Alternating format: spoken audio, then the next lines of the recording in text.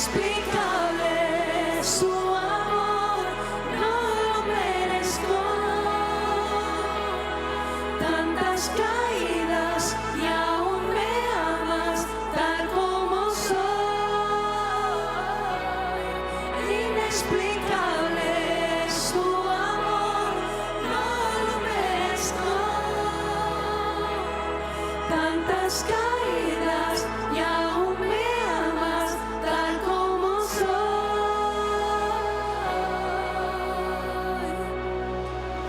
Sé que no podría yo cargar aquella cruz, cargar tanto dolor como Jesús. Despreciado y humillado, fue Cristo condenado. No entiendo su amor. ¿De qué forma pagaría este amor? Me atrevería a sufrir tanto dolor, ser clavado en un madero, haciéndome de nuevo. No entiendo su amor. Inexplicable su amor, no lo merezco. Tantas caídas y aún me amas tal como soy. Inexplicable su amor, no lo merezco. Tantas caídas y aún me amas tal como soy. Yo no sé ustedes, pero yo sentí la presencia de Dios en esta adoración, en toda la alabanza. Y si usted sintió la presencia de Dios, denle un fuerte aplauso a nuestro Señor, Rey de Reyes, Señor de Señores, el único digno de toda alabanza.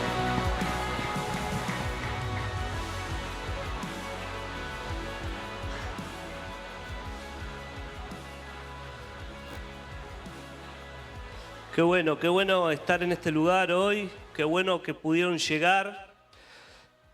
No fue un día fácil hoy para llegar a la iglesia, hubieron varias complicaciones con el clima, que no deja de ser una bendición porque se necesitaba el agua, nos estábamos asando. Vi unos cuantos memes esta semana que como que Mercedes estaba más cerca del sol que el resto del país y tal cual, yo por lo menos, nosotros los gorditos sufrimos un poquito el calor.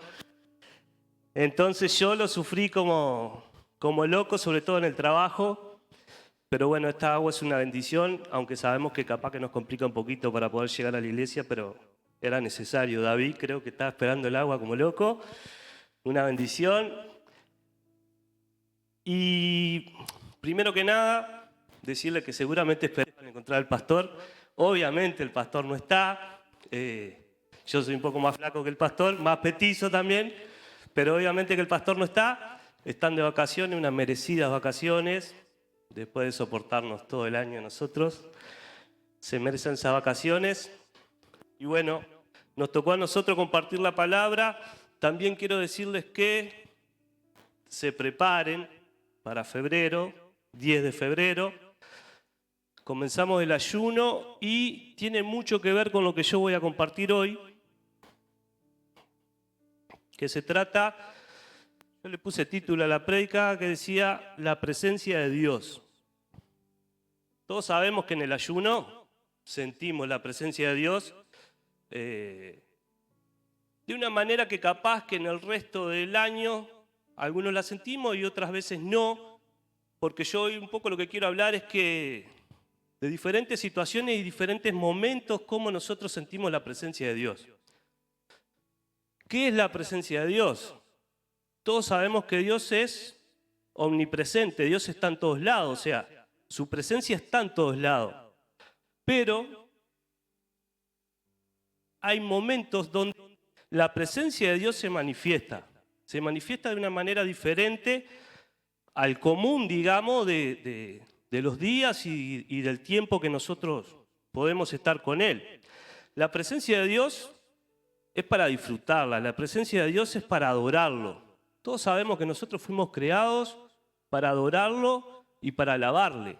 O sea que el momento que nosotros estemos en la presencia de Dios tenemos que adorarlo y alabarle.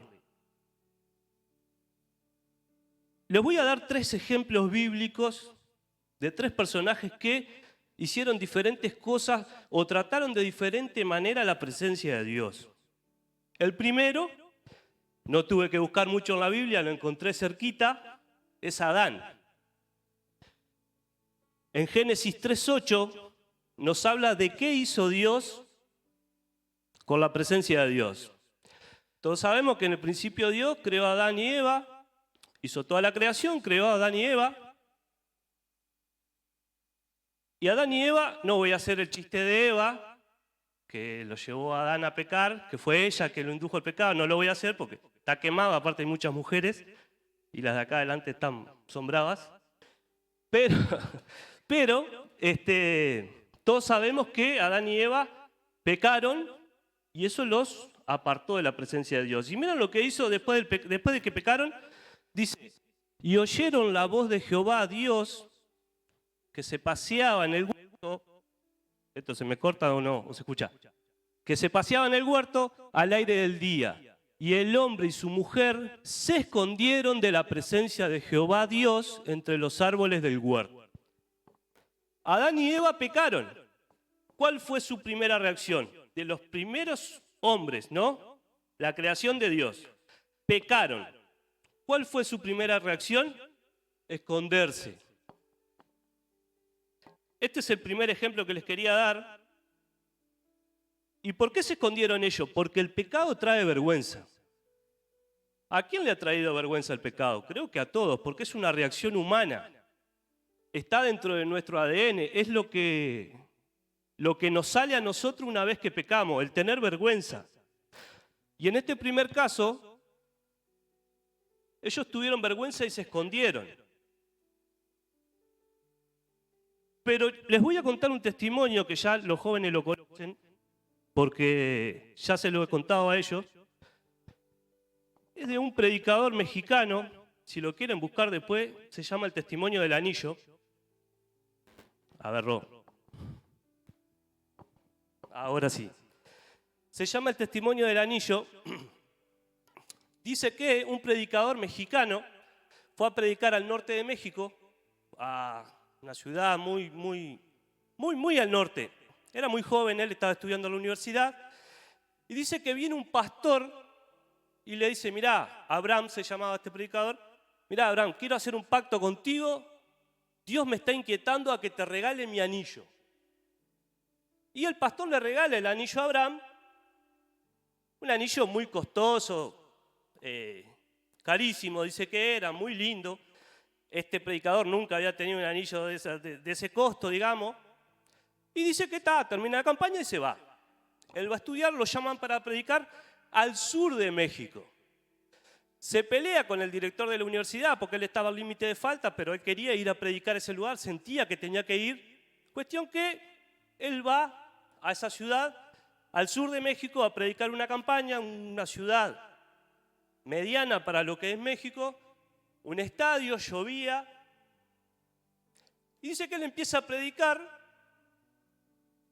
y Dios lo empieza a inquietar. Dios lo empieza a inquietar en el medio de la prédica y le dice, regalale el anillo a aquel que está allá en lo último, al fondo, atrás de todo. Dice que ese que estaba ahí era un vagabundo, una persona que estaba toda sucia, muy desprolijo, se había hecho encima, era la derrota en pinta. Y dice que él decía, no, señor, a ver, el anillo con lo que cuesta, a él se lo tengo que dar. Y mientras predicaba, él luchaba en su cabeza con eso que le estaba pidiendo Dios y lo que él quería humanamente. Hasta que dice que en un momento no puede más y lo llama al hombre. Le dice, vos, el que está allá en el fondo, atrás de todo, vení. El tipo no quería venir. Vení, hasta que el loco empieza a pasar. Cuando empieza a pasar, para adelante la gente se empieza a parar y a aplaudir. Y aplaudían, y gloria a Dios, y aleluya, y aplaudían, y él no entendía nada. Cuando el muchacho llega adelante, le pone el anillo y el muchacho se cae. En eso que se cae, dice que uno de los pastores, que era el pastor principal, el presidente de la asociación de pastores ahí, un tipo muy importante, sale corriendo y lo abraza al muchacho. Y este predicador no entendía nada, dice, pero, a ver, a este sucio, vagabundo, lo vienen a abrazar. Entonces viene otro y le pregunta, ¿qué es lo que pasa? Y el otro le explica. Ese muchacho era un pastor de jóvenes, presidente de la asociación de pastores jóvenes, un muchacho que cantaba en la alabanza, ya era pastor a corta edad, él se movía con milagros, Dios lo usaba de una manera tremenda. Un día cayó en pecado y fue tanta la vergüenza que él no quiso volver a servir nunca más. Y ese hombre que lo está abrazando es su padre. Hace 5 años que no lo ve.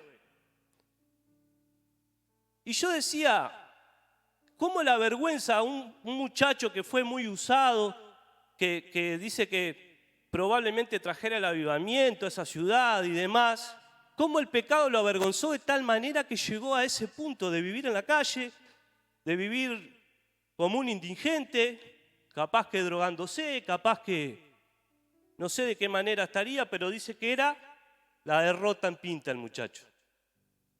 Cómo el pecado lo avergonzó de tal manera que él decidió apartarse de todo, dejó su familia, dejó su ministerio, dejó la iglesia, dejó todo.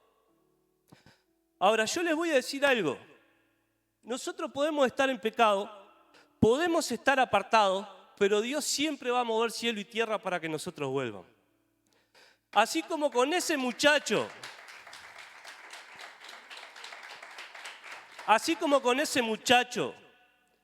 Dios desde el norte de México, que es bastante grande, hasta el sur de México trajo un anillo para restaurarlo, de la misma manera lo puede hacer con cada uno de nosotros. Y si conocen a alguien que Dios lo usó y que hoy está apartado circunstancialmente, o que el pecado por vergüenza lo hizo irse, alejarse de los caminos de Dios, no tengan miedo, Dios lo va a traer. Esa persona va a volver, porque Dios, una vez que trata con sus escogidos, nunca más se le escapan. Los puede dejar ir un poquito, pero van a volver. Hay una frase que me encanta a mí que dice, nos podemos alejar 1000 pasos de Dios, pero solo hace falta uno para volvernos.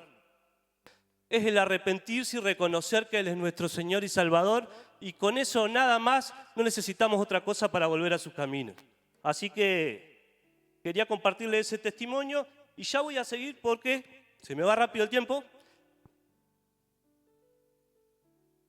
El segundo ejemplo que les voy a dar está en Jonás. Todos conocemos la historia de Jonás, los que fueron a la escuelita bíblica. Belén lo conoce acá, me dice que sí. Todos sabemos el ejemplo de Jonás, pero hay algunas cositas que yo lo volví a leer y decía, ¿cómo no? Nunca había visto esto. El segundo ejemplo es el que se quiere esconder de la presencia de Dios por desobediencia. El primero era por vergüenza, el segundo por desobediencia. Emi, si me das Jonás 1:1, dice, vino palabra de Jehová a Jonás, hijo de Amitai, diciendo, levántate y ve a Nínive, aquella gran ciudad, pregona contra ella, porque ha subido su maldad delante de mí. Y Jonás se levantó para huir de la presencia de Jehová.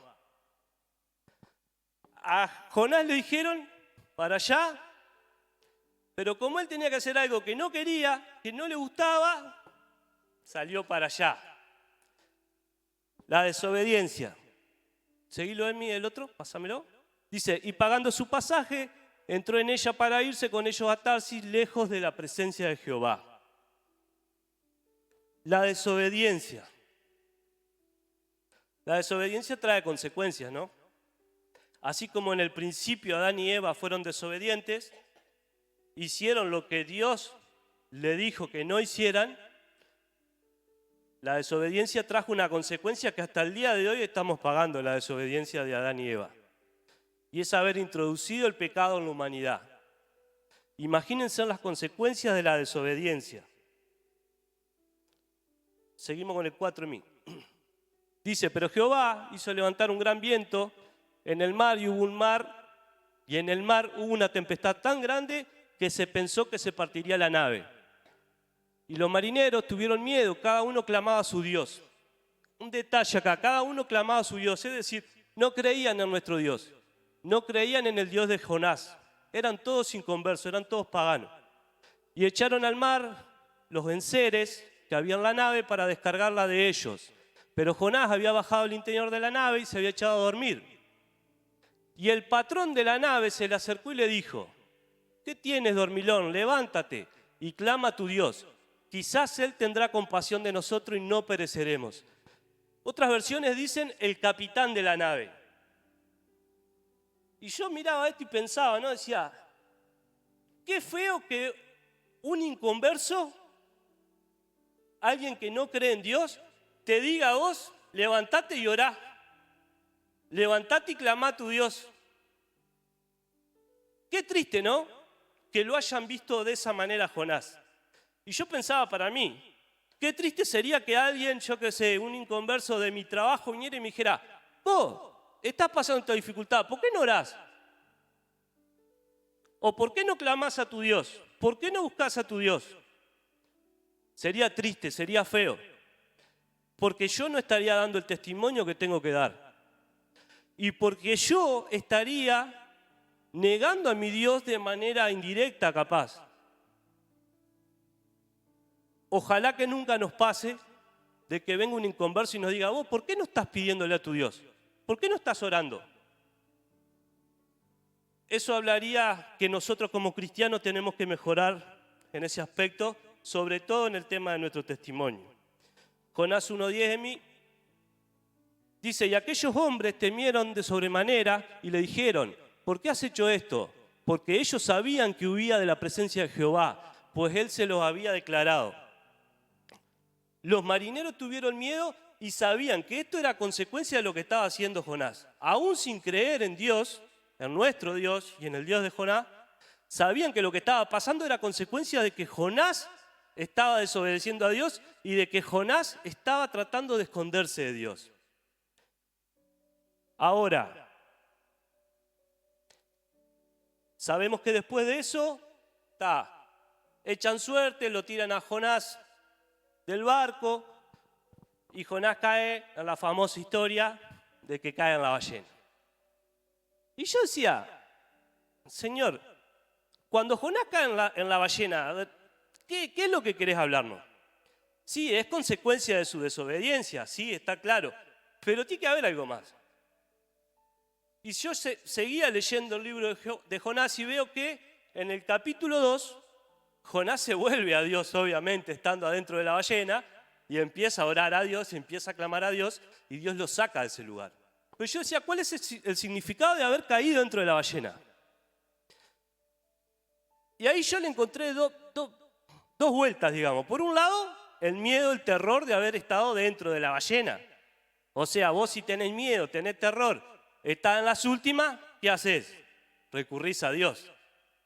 Ahora, por otro lado, yo pensaba, decía, bueno, está bien, capaz que no tuvo miedo, no tuvo terror, capaz que lo que él encontró fue paz en ese lugar. Encontró tranquilidad, decir, bueno, Dios no me mató, me tiene acá guardado, y capaz que encontró paz, y eso fue lo que lo llevó a volver a Dios. No sé cuál de los dos, pero los dos podría ser, digamos, el sentido de por qué cayó dentro de la ballena. Ahora, en cualquiera de los dos casos, él se volvió a Dios y Dios le dio otra oportunidad. Es decir, que nosotros como Jonás, si nos equivocamos, nos queremos esconder, arrancamos para el otro lado, somos desobedientes, Dios te va a dar otra oportunidad, como le dio a Jonás. ¿Cuántos de nosotros, y esto es algo que yo me cuestionaba yo primero, hemos estado en estos dos lugares? En el lugar de Adán, de escondernos por vergüenza, y en el lugar de Jonás, que por desobediencia nos queremos ir para el otro lado y alejarnos de la presencia de Dios. Miren que muchas veces nosotros estando sirviendo en la iglesia, o muchas veces viniendo a la iglesia todos los domingos, nos encontramos en estos dos lugares. Y muchas veces nos cuesta reconocer, porque muchas veces venimos a la iglesia, pero somos oidores y nada más. No buscamos la presencia de Dios. Muchas veces estamos sirviendo, estamos involucrados en las cosas de Dios, pero tenemos ese pecado que no podemos soltar y nos hace escondernos de Dios por vergüenza, por desobediencia. O muchas veces tenemos hábitos que no podemos terminar, no podemos cortar, no podemos acabar y eso nos hace alejarnos de la presencia de Dios. Y estoy hablando en primera persona porque Dios me dio esta palabra para mí primero, antes de compartirla con ustedes. Miren que el hecho de venir a la iglesia todos los domingos y estar sirviendo, eso de por sí solo no nos acerca a la presencia de Dios. Es más, podemos estar haciendo todo esto y estar lejos de Dios. Porque podemos venir a la iglesia como un hábito, decir, bueno, los domingos a las 8, voy a la iglesia, pues se pasa bien, después se come bien, comparto con unos hermanos, un lugar lindo, tranquilo, ameno, siempre tienen el aire prendido. Y que se nos convierta un hábito el venir los domingos de noche o de mañana y no venir buscando la presencia de Dios. Ojo con eso. Ojo con eso, porque fuimos creados para otra cosa. Fuimos creados para adorarle y para alabarle. Y eso es lo que Él está esperando de nosotros en todo tiempo. Y esto más que una exhortación para ustedes, es una exhortación para mí primero. Tengamos cuidado, busquemos la presencia de Dios. Pero esto nos lleva al tercer paso, que es el más lindo, y es el que anhela la presencia de Dios. Tenía un montón de ejemplos que podría haber puesto para personajes, digamos, que buscaron la presencia de Dios, pero elegí uno que a mí en particular me agrada bastante. No sé por qué, pero me agrada bastante. Creo que porque era bajito como yo. Está en Lucas 19:1. Una historia muy conocida, pero igual vamos a leerla porque hay unas cuantas cositas que están buenas. Lucas 19:1 dice, habiendo entrado Jesús en Jericó, iba pasando por la ciudad, y sucedió que un varón llamado Zaqueo, que era jefe de los republicanos y rico, procuraba ver quién era Jesús, pero no podía a causa de la multitud, pues era pequeño de estatura. Y corriendo delante subió un árbol sicómoro para verle, porque había de pasar por allí. Cuando Jesús llegó a aquel lugar, mirando hacia arriba, lo vio, le dijo, Zaqueo, date prisa, desciende, porque hoy es necesario que pose yo en tu casa. Dice que Zaqueo, cobrador de impuestos, era, para poner un ejemplo bien gráfico, él cobraba los impuestos para los romanos, pero él era del propio pueblo. Es decir, era un traidor. Aparte de traidor, era ladrón y sinvergüenza, porque cobraba lo que tenía que cobrar y cobraba de más. Era la persona menos querida seguramente de ahí del pueblo. Pero Zaqueo tenía esa desesperación de buscar la presencia de Dios. En algunas versiones dice que Zaqueo por querer ver quién era, por curiosidad subió al árbol a ver a Jesús. Yo creo que no, que Zaqueo quería la presencia de Dios, quería ver quién era Jesús. Porque si vos estás cerca de Jesús, evidentemente estás cerca de la presencia de Dios. Ahora, Zaqueo se sube al árbol y quería eso, anhelaba eso, quería ver a Jesús. ¿Y qué es lo que pasa? Efectivamente, recibe la presencia de Dios. Porque Jesús le dice, es necesario que pose yo en tu casa. Cuando Jesús llega, Zaqueo, vamos al 8 de mí. Dice, entonces Zaqueo, puesto en pie, una vez que el Señor ya estaba en la casa, dijo al Señor, he aquí, Señor, la mitad de mis bienes le doy a los pobres, y si en algo he defraudado a alguno, se lo devuelvo por cuadruplicado. Se lo devuelve por cuadruplicado porque en ese entonces la ley decía que una vez que vos robabas, tenías que devolverlo cuadruplicado. No podías devolver lo que habías robado. O devolver el doble, no, por 4 era. ¿Qué es lo que vemos acá? Que cuando Jesús llega a la casa de Zaqueo, ya todo se ordena. Trae arrepentimiento primero que nada. Porque la Biblia no dice que Jesús le dijo, vos, Zaqueo, pecador, traidor, todo lo que era, tenés que devolverle a la gente. No, no, no. Jesús es un caballero. Jesús llegó, entró, se sentó a comer y eso trajo la convicción de pecado de Zaqueo. La presencia de Dios trajo la convicción de pecado. Entonces le dice, le doy la mitad de mis bienes a los pobres y le devuelvo a los que he robado 4 veces más. Ya la sola llegada de Jesús trajo arrepentimiento y le hizo devolver a los pobres. Cuando Jesús llega, nos trae orden. Muchas veces nosotros tenemos una vida desordenada.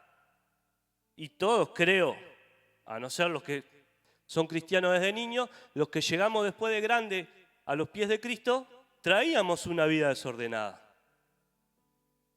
Y Dios nos ha ido ordenando un montón de cosas. Yo creo que nosotros tenemos que dejar actuar muchas veces a Dios y es lo más difícil. Porque hay muchas cosas que nosotros sabemos que tenemos que ordenar, pero nos cuestan, y nos cuestan, y nos cuestan. Ahora, somos rapiditos para ir a pedir. Y está bien, porque el Señor quiere que le pida. Como todos los padres queremos que nuestros hijos nos pidan. No mucho, no te subas al carro. Pero que nos pidan. Ahora, cuando tenemos que poner orden, porque el Señor nos está diciendo, tenemos que ordenar ciertas cosas, o Dios nos está mostrando, eso nos cuesta un montón. Pero Zaqueo quería la presencia. Y yo le preguntaba a Lina ayer, que habíamos escuchado un testimonio hace varios meses atrás, y lo busqué ayer, que en una campaña del pastor Di Rocco,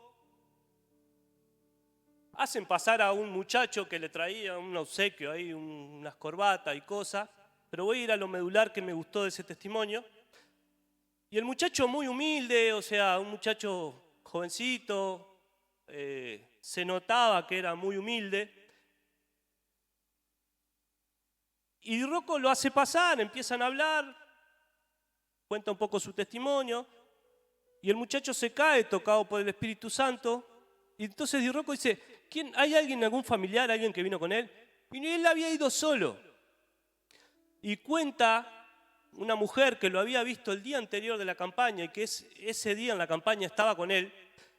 Dice, yo estuve con él anoche, yo vivo acá, a, no sé, 20 kilómetros de acá, anoche me fui, él se quedó, hoy vine, me encontré con él, le pregunté dónde había pasado la noche y había dormido en la calle. Y yo decía, Señor, este muchacho durmió en la calle para ir a una campaña. Pero no era ir a ver a Di Rocco, era ir a buscar la presencia de Dios. Se quedó toda la noche durmiendo en la calle para buscar la presencia de Dios. Y yo decía, Señor, yo a veces no voy a la iglesia porque hace calor, yo a veces no voy a la iglesia porque tengo un partido de fútbol, yo a veces no voy a la iglesia porque tengo 50.000 excusas. Y no estoy cuestionando el hecho de faltar a la iglesia. Estoy cuestionando el hecho de no buscar la presencia de Dios. Porque Rosana hoy de mañana oraba acá y ya cuando empezó a orar vos sentís la presencia de Dios. La presencia de Dios habita en esta iglesia. La presencia de Dios está en este lugar. Y cada vez que nosotros no venimos acá o no buscamos de la presencia de Dios en este lugar, estamos haciendo, capaz que es duro, pero queda como un desprecio al Señor.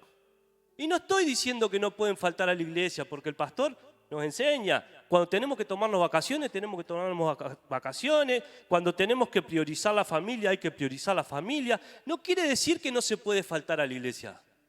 Lo que estoy diciendo es que muchas veces priorizamos cosas que no valen la pena antes que a nuestro Señor. Y eso cada uno, yo primero es para mí.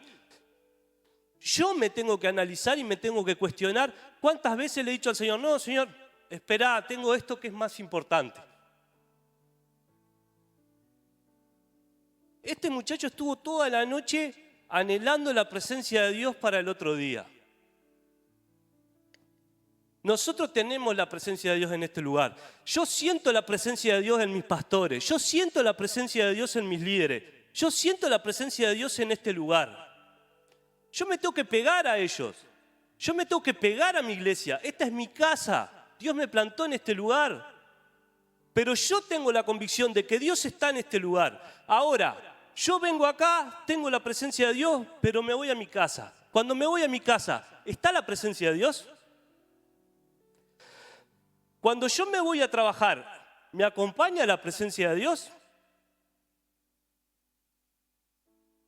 Yo digo, muchas veces nosotros somos un poco desagradecidos en cierto aspecto.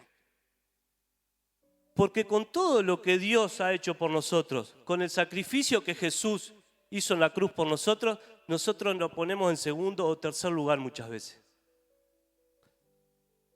Y los que hicimos matrimonio sobre la roca sabemos que Dios siempre va en primer lugar. Siempre va en primer lugar. Lo más lindo que podemos tener nosotros como cristianos es la presencia de Dios. Que la presencia de Dios habite en nosotros, pero también que habite en los lugares donde nosotros pisamos. Cuando nosotros llegamos a un lugar, tienen que ver y decir, mirá, este es cristiano, este se le nota la presencia de Dios. Este se le nota que ha tenido un cambio, que ha tenido una transformación. Este se le nota de que Dios está haciendo algo en su vida. Ahora yo digo,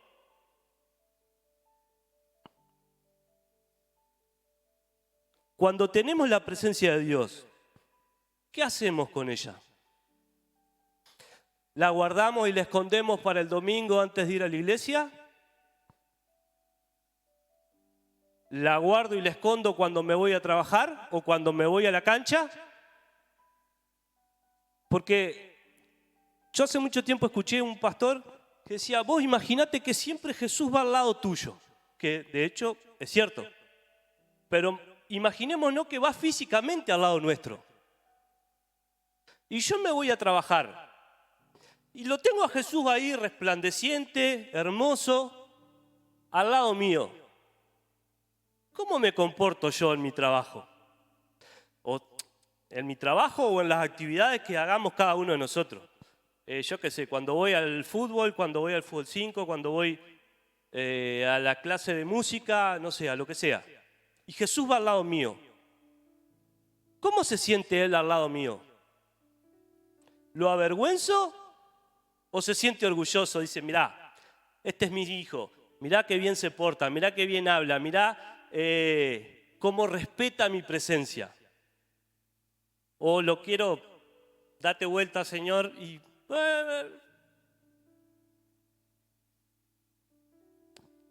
Cuidado, cuidado. Respetemos y honremos la presencia de Dios, que es lo más lindo que nos puede pasar como cristianos.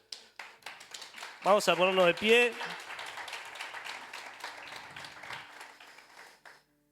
Vamos a ponernos de pie, vamos a orar para despedirnos de la gente que nos está mirando la transmisión.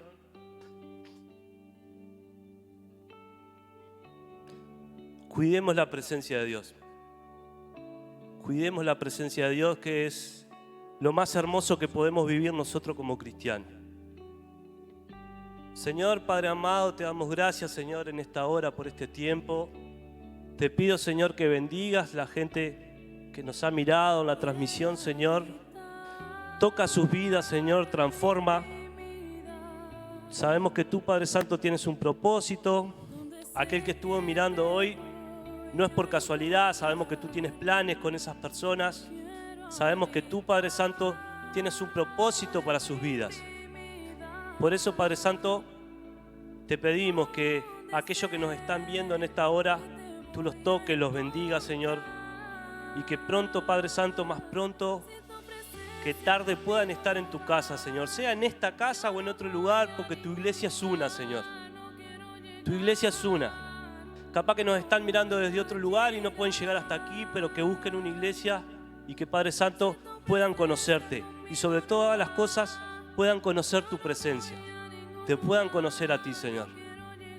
Bendecimos a la gente que nos estuvo mirando y nos vemos pronto.